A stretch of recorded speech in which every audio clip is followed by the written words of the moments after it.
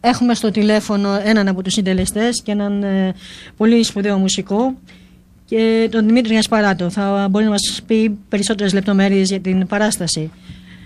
Δημήτρη, σ' ακούμε? Καλημέρα. Καλημέρα. Καλό μεσημέρι. Η Μαρία Ρεμπούτσικα και η Σινσιαραμεντίδο είμαστε εδώ. Να μας πεις δύο λόγια για τον Αλκιβιάδη. Γιατί ο Αλκιβιάδης? Η παράσταση αφορά την προσωπικότητα του Αλκιβιάδη μέσα από τη σχέση του με το δάσκαλό του Σοκράτη. Στην πραγματικότητα είναι ένα ζωντάνεμα του ελληνικού πνεύματος της εποχής του 5ου αιώνα, και στην πραγματικότητα αυτή η εποχή δεν έχει και πολύ μεγάλες διαφορές από τη δικιά μας, ας πούμε. Δηλαδή παρόμοιες καταστάσεις μέσα από μια περίοδο κατάρρευσης της Αθήνας και του πολιτισμού όπως τον ξέρανε τότε. Σιγά σιγά όδευαν προς τον Πελοποννησιακό πόλεμο και την πλήρη κατάρρευση ερμηνευτική. τα οποία θυμίζουν αρκετά τη σημερινή πραγματικότητα, ας πούμε.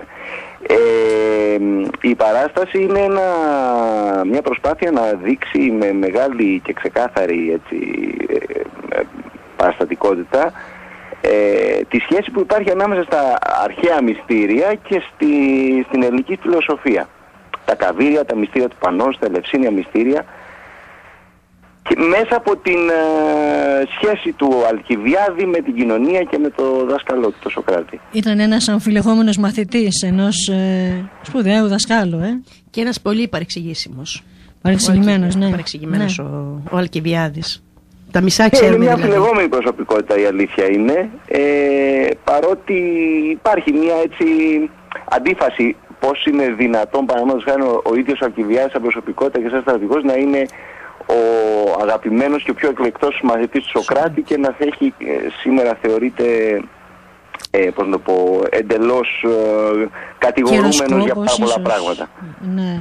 Εγώ πάντως πιστεύω ότι ο Αλκιβιάδης είχε διορατικότητα για την εποχή του. Ήταν πολύ μπροστά για την εποχή του. Έβλεπε πάρα πολύ μπροστά. Δεν ήταν μόνο στρατηγός, ήταν και πολιτικός. Ναι, δεινός ρήτορας, πολιτικός, φιλόσοφος, μύστης σε όλα τα αρχαία μυστήρια. Πολύ ιδιαίτερη προσωπικότητα.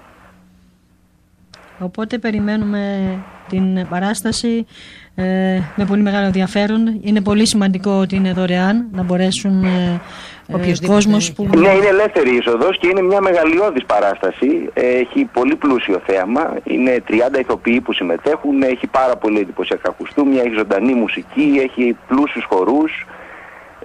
Με πολύ... Σε όλες τις παραστάσεις σας ο ήχος παίζει πολύ σημαντικό ρόλο. Είστε άλλωστε και πολύ σπουδαίοι μουσικοί. Να αναφέρουμε εδώ Τάκης Πατερέλης, πιάνο, σαξόφωνο, φλάουτ, οποία Πιεράκου, πλήκτρα φωνητικά, Γιώργος Ντούνης κρουστά, Δημήτρης Γασπαράτος κιθάρα, κρουστά, μπάσο, φωνητικά, και έχω να πω πολλά για τα φωνητικά σας. Είστε εκπληκτικός, πραγματικά.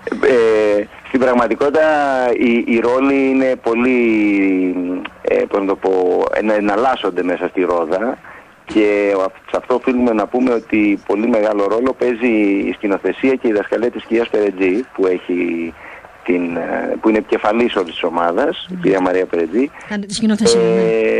Και πιστεύω ότι είναι μια πολύ εντυπωσιακή παράσταση που αξίζει να μην τη χάσει κανείς, ειδικά στο χώρο που βρίσκεται, που είναι ένας πάρα πολύ ιδιαίτερος χώρος και με ελεύθερη είσοδο. Θα έρθουμε, θα σας επισκεφτούμε. Θα χαρώ πάρα πολύ. Θα το απολαύσουμε, σίγουρα, γιατί είναι πολύ ενδιαφέρον. Ναι. Πολύ ενδιαφέρον, κυρία Γασπαράτου. Ειδικά η Μαρία, λόγω της μουσικής παιδείας, θα εκτιμήσει ιδιαίτερα. Με ενδιαφέρει πάρα πολύ να παρακολουθήσω αυτή την παράσταση. Είναι απόλυτο δέσιμο των δρόμενων με τη μουσική. Σε αυτή τον Αλκιβιάδη. Είναι αλήθεια αυτό. Και αναδύονται και μια σειρά από ερωτήματα στο θεατή, έτσι όπως το έχουμε ζήσει και εμείς σαν εμπλεκόμενοι μέσα στην ομάδα, και έτσι όπως έχουν αναπτυχθεί οι σκηνές και η υπόθεση του έργου που περιγράφει όλη τη ζωή, να αρχίσει στο τέλος περίπου της ζωής του Αλκιβιάδη. Και όταν μύρισε, όπως λένε. Το ερώτημα είναι ότι πώς είναι δυνατόν να θεωρείται φαύλος ένας μαθητής ενός φιλόσοφου που θεωρείται ο μεγαλύτερος φιλόσοφος όλων των εποχών από όλη την παγκόσμια κοινότητα. Θα περιμένουμε να μάθουμε την απάντηση, λοιπόν. Την Κυριακή στον Άγιο Δημήτριο, 8.30 ώρα. 8.30, έτσι. 8.30 ώρα ακριβώς. Μάλιστα, 8.30 στο σχολείο, το πρώτο γυμνάσιο Αγίου Δημητρίου, το Στρογγυλό, στην Λεωφόρο Παπάγου. Αριθμός... είναι πάρα πολύ κοντά στο μετρό. Ναι, είναι κοντά στο μετρό. Αυτό είναι εύκολα προσβάσιμο, είναι ένας πάρα πολύ ωραίος χώρος και ελπίζουμε να... Σίγουρα θα έχει κόσμο και αξίζει να έρθει να το παρακολουθήσει κάποιος. Τις παραστάσεις δεν πρέπει να τις κάνουμε. Να είστε καλά. Να είστε καλά και να τα πούμε σύντομα. Ευχαριστούμε. Καλή συνέχεια. Χαίρετε.